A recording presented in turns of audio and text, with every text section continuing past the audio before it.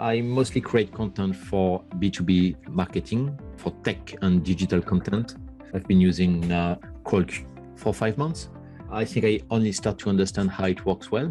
But what I'm really interested in is to understand, once you have answered the first set of questions and that you train Athena and you answer the second set of questions, do you have to retrain Athena?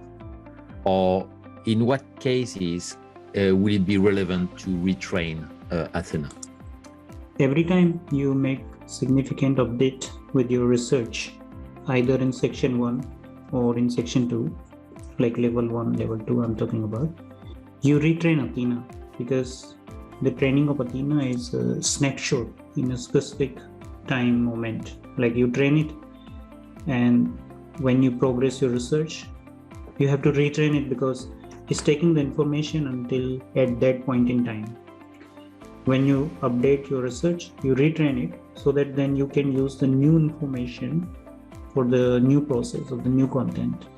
Be it also when you are in level 1 of your research and you are changing some of the questions and answers. Retraining Athena means you are making it latest current information. Does it answer your question? Yes, and that will be for level 1 and level 2 information. Any kind of information that you significantly change in your research, you can retrain Athena if you want to use that information and if the changes that you have made are significant, right?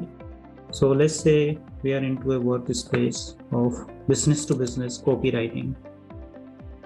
Every information that you train Athena is at one point in time. So you have market research, your level 1 research, your initial research, and market research, I call it like market insights.